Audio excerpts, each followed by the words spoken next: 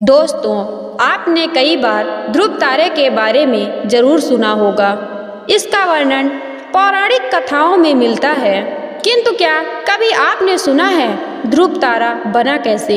नमस्कार दोस्तों, स्वागत है आप सभी का आपके अपने YouTube चैनल ज्ञानांश पर। सबसे पहले हम जानते हैं कि ध्रुव का जन्म कैसे हुआ।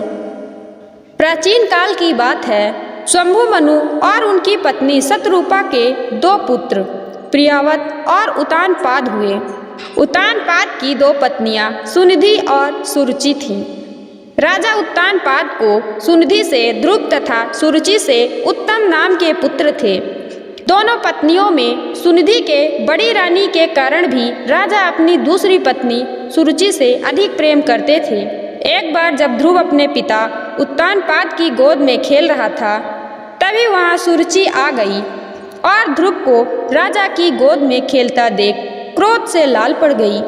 उसने फिर अपने पुत्र उत्तम को लिया और ध्रुव को राजा की गोद से उतारकर अपने पुत्र को रख दिया और ध्रुव से कहा कि राजा की गोद में वही पुत्र खेलेगा जिसने मेरे गर्भ से जन्म लिया हो, अन्यथा कोई नहीं।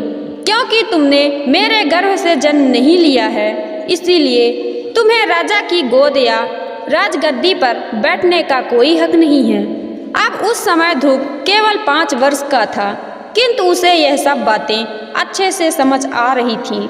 उसे अपनी सौतेली माँ की बातें अच्छी नहीं लगी और वह वहाँ से भागते हुए अपनी माँ के पास गया और सारी घटना कह सुनाई, जिस पर उसे समझाते हुए कहती है कि तेरी माँ सुरुचि के प्रति तेरे पिता का अधिक लगाव है, इसी कारण वे हमसे दूर हो गए हैं। इन सब बातों को अपने मन से दूर करो और ईश्वर की भक्ति करो, क्योंकि यही एक सही मार्ग है।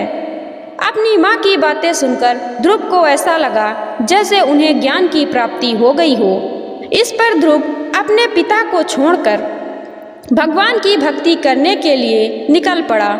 ईश्वर की भक्ति करने जाते समय ध्रुव को मार्ग में देव ऋषि नारद मिले।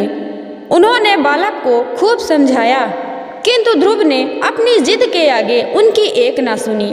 देव ऋषि ने जब देखा कि ध्रुव ठान चुका है, तो उन्होंने उसे मंत्र की शिक्षा दी और फिर वे राजा उतानपाद के पास पहुँचे। राजा अपने पुत्र ध्रुव के चले जाने से बहुत दुखी थे। देव ऋषि को अपने दरबार आता देख उन्होंने उनका स्वागत किया।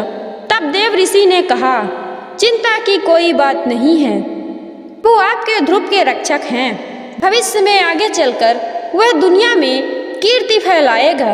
नारद के मुख से यह बात सुनकर राजा को सुकून मिला। वहीं दूसरी ओर बालक ध्रुव यमुना के किनारे पहुंचा। नारद जी द्वारा दिए गए मंत्रों से तपस्या करने लगा।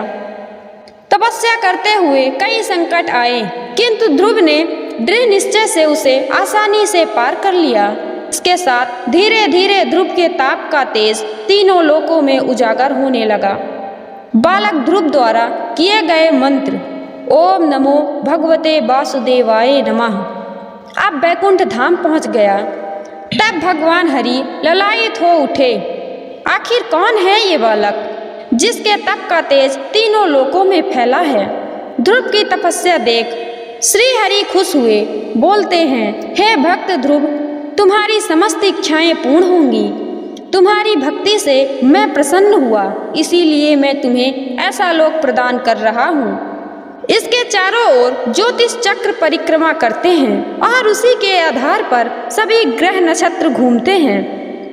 यह एक ऐसा लोक है जो प्रलय काल में भी समाप्त नहीं होगा और सप्त ऋषि भी इसकी परिक्रमा करेंगे और यह लोक ध्रुव लोक कहलाएगा।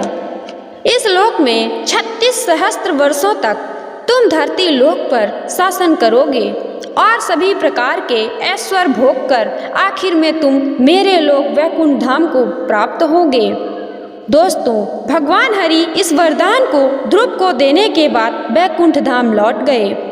भगवान हरि से मिले इस वरदान के कारण ही ध्रुव आगे चलकर ध्रुव तारा बन गया। तो दोस्तों आज की प्रस्तुति में बस इतना ही। मिलते हैं एक नई वीडियो के साथ। तब तक के लिए जय श्री कृष्णा।